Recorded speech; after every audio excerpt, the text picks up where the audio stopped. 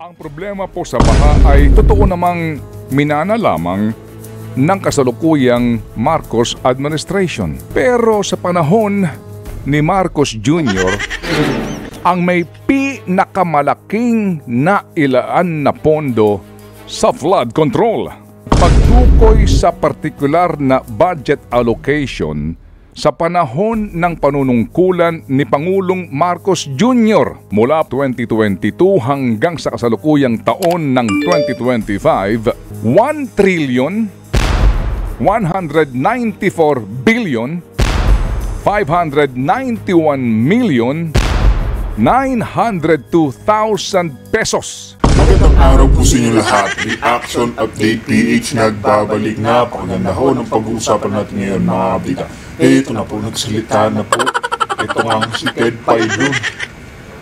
Nagsalita na po siya mga ka-update. Talaga namang pinaparinggan niya ang administrasyon ngayon kung saan mga ka-update napakawalang hiya talaga nitong si Marcos Jr.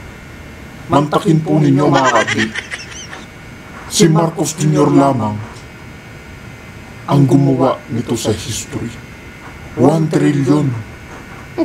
trillion pesos ang budget sa flood control. Kaya mga ka-update, talaga naman pong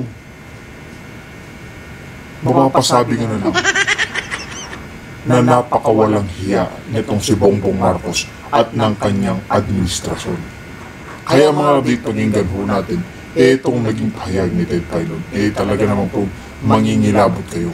Siya lamang po ang mayroong ganyang kalaking pondo para sa flood control.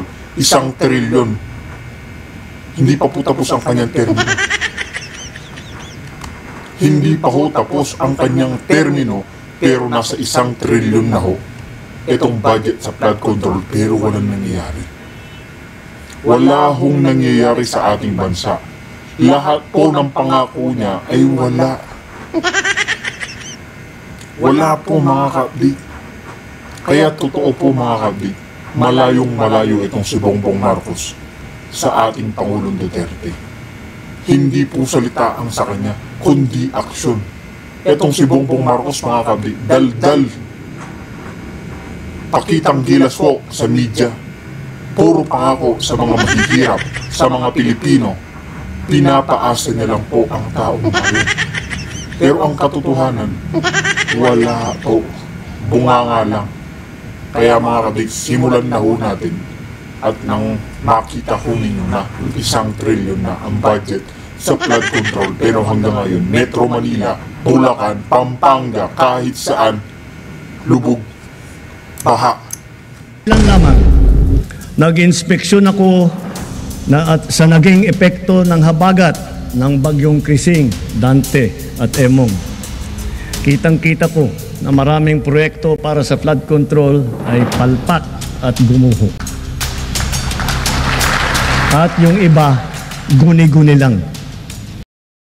Hindi po yan nahihiya yan mga ka-update na nakapagsona pa at ganyan ang pinagdadakdak sa harapan. Dismayado daw siya. Pero sino ba ang nagsabi at sino ba ang namumuno? Kundi siya rin mga ka-update. Kaya itong taong to, tandaan yung pagmumuka. Never again sa mga Marcoses mga ka-update. Never again. Mantakin po ninyo, pinaluklok pa na bilang House Speaker ang kanyang anak. Ganyan po katakaw sa kapangyarihan ang mga yan. Gusto ho nila, ang henerasyon nila ang mamuno dito sa ating bayan. Ganyan po yung mga yan, mga ka-update. Huwag na po tayo magkunwari. Alam naman ng buong madla na nagkakaraket sa mga proyekto. Ayan po mga ka-update, narinig na po natin siya mismo.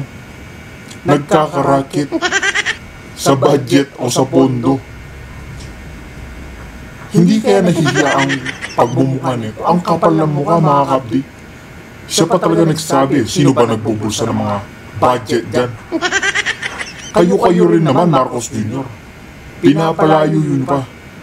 Ano, gusto niyo na namang isisi sa mga iba? Ikaw ang nakaluklok dyan. Ikaw dapat ang masisisi. presidente ka, tapos sasabihin mo, may nagbubulsa ng budget. Eh, kayo lang naman din yan. Nagtuturuan pa kayo.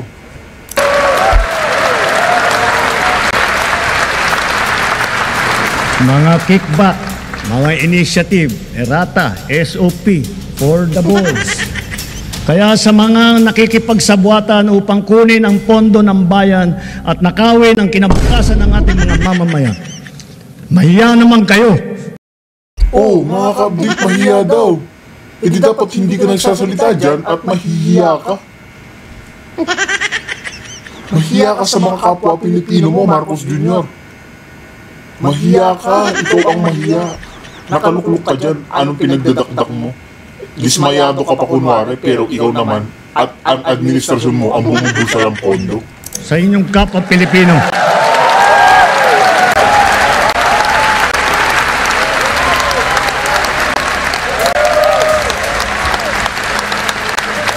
mahiya naman kayo sa mga kabahayan nating naanod o nalubog sa mga pagbaha.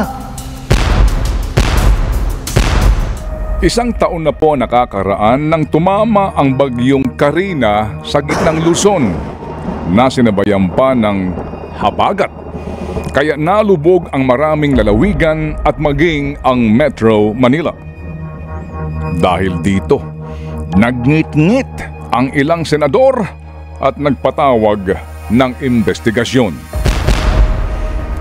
Napanood natin ang drama ng ilang senador.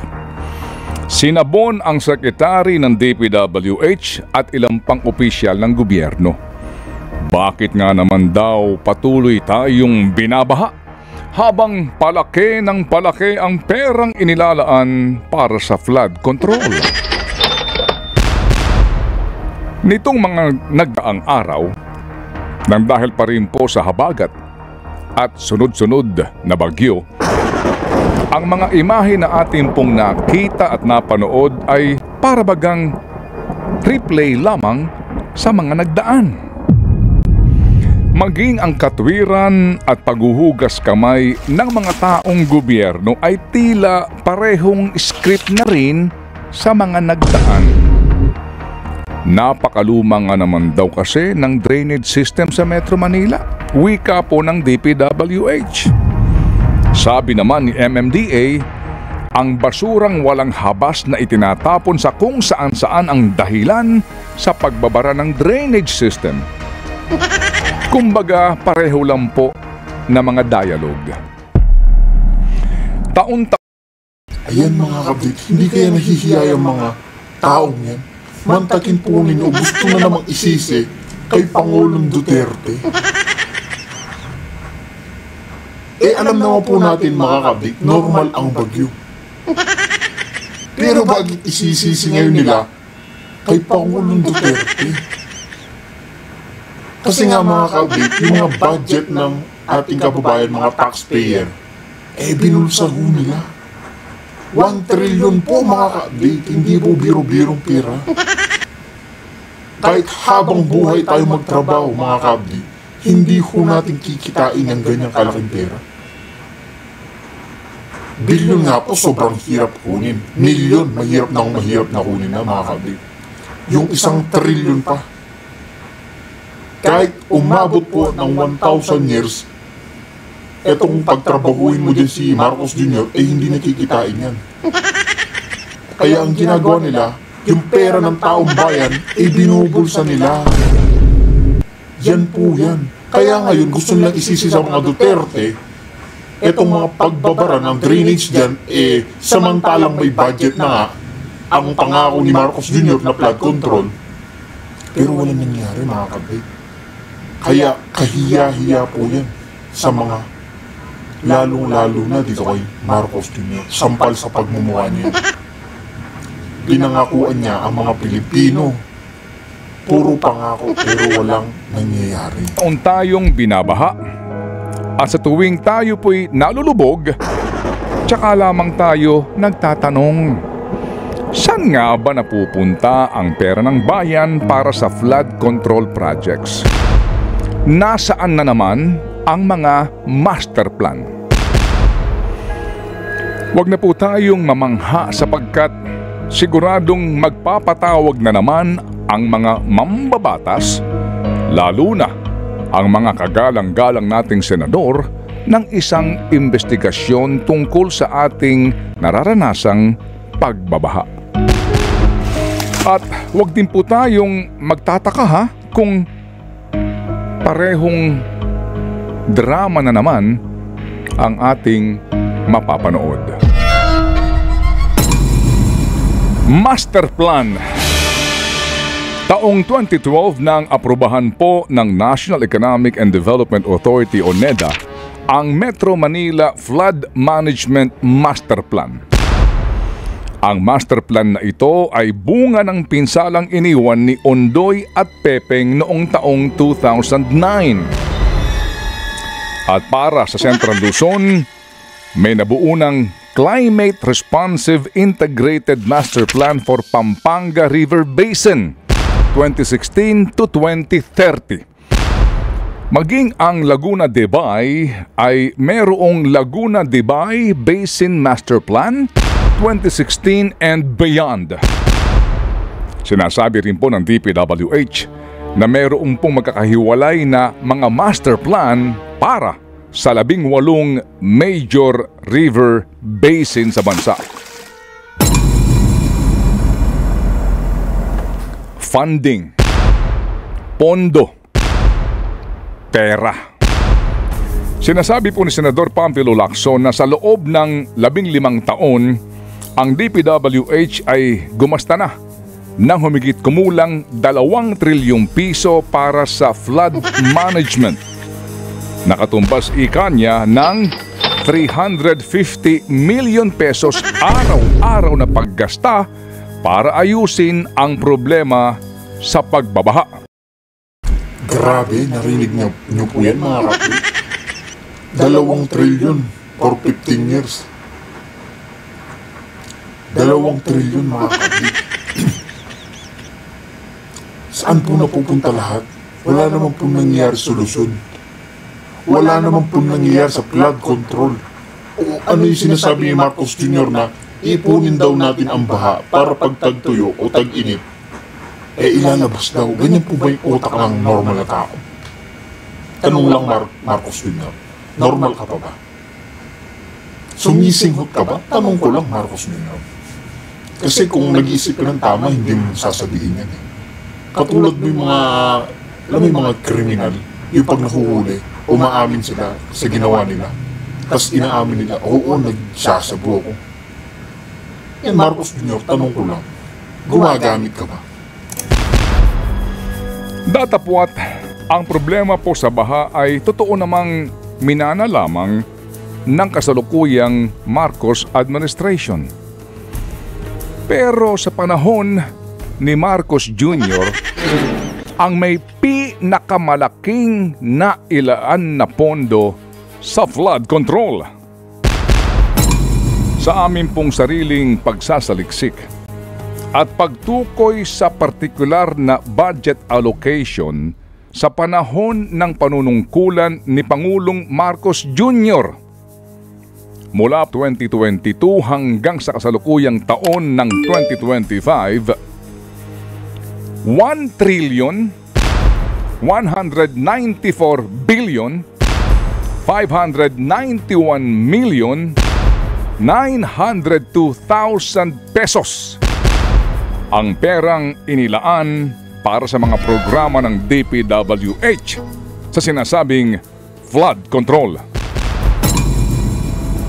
Himayin po natin ang mga ito hango sa probisyon ng General Appropriations Act.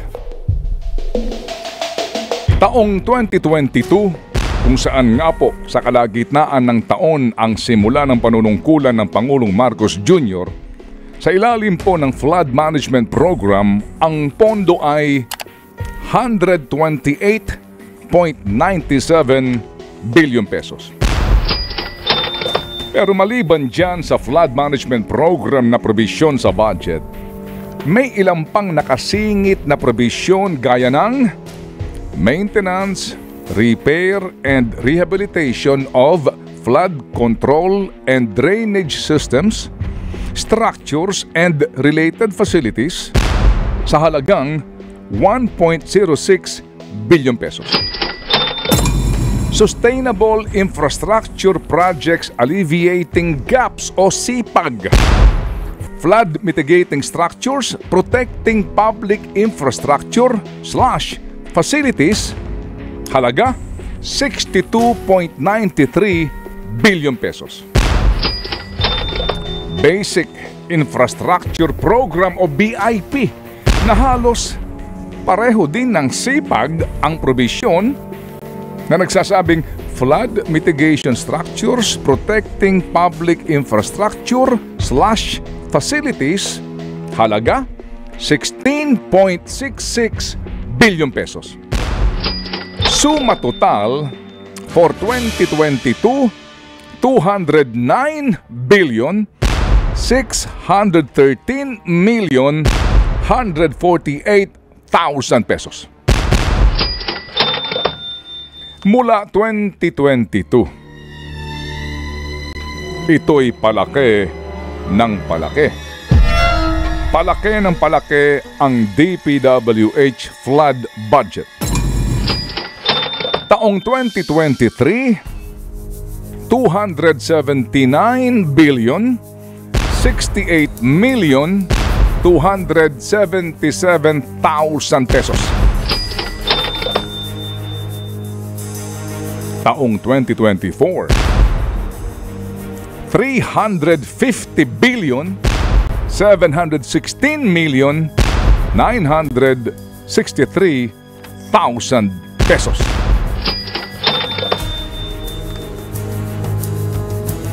Taong 2025, ngayong taon, 355 billion 193 million 514,000 pesos.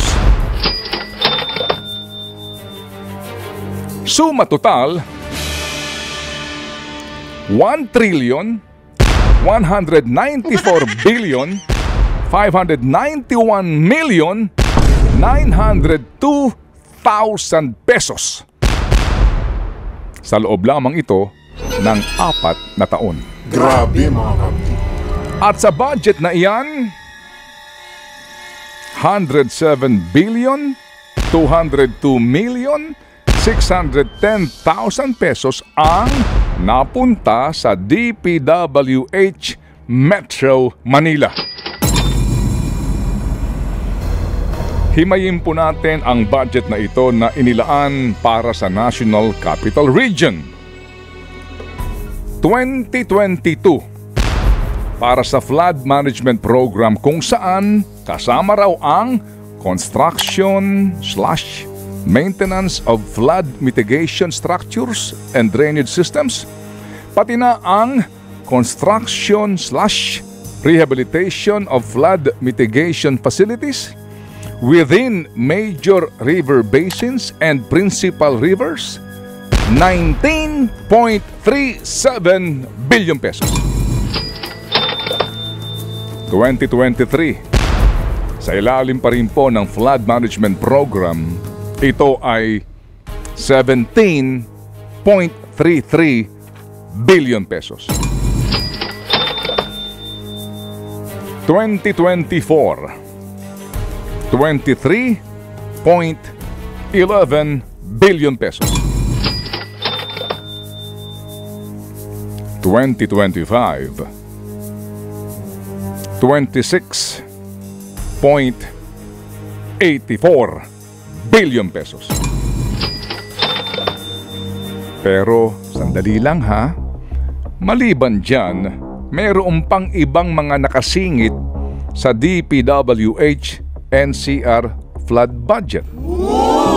Ang mga ito ay maintenance, repair and rehabilitation of flood control and drainage systems, structures and related facilities. Sustainable Infrastructure Projects Alleviating Gaps o SIPAG, flood mitigation structures protecting public infrastructure/facilities.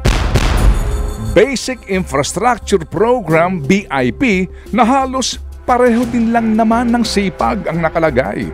Flood Mitigation Structure Protecting Public Infrastructure/Facilities. Kapag po pinagsama-sama natin lahat ang mga umano'y proyektong ito at ang perang nakalaan para sa Flood Management Program sa taong 2022, 23.61 billion pesos. 2023, 22.40 billion pesos. 2024, 27.34 billion pesos.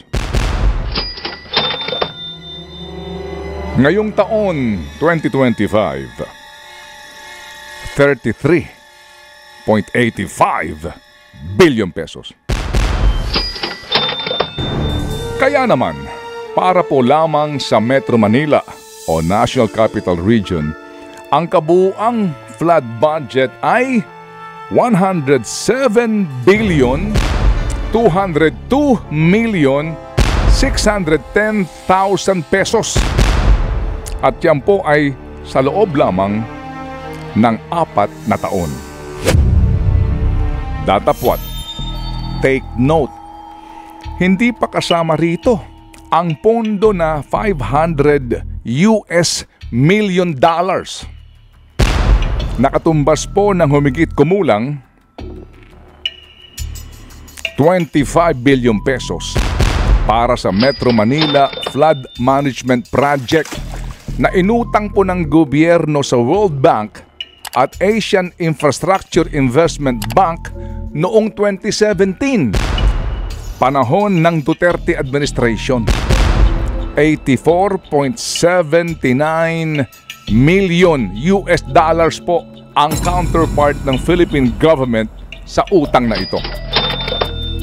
7 taon ang implementasyon ng proyekto na dapat nga sana'y tapos na noong pang 2024. Pero humingi ng 2 taon na extension ang pamahalaan ng Pilipinas, kung saan ang bagong deadline ay November 2026.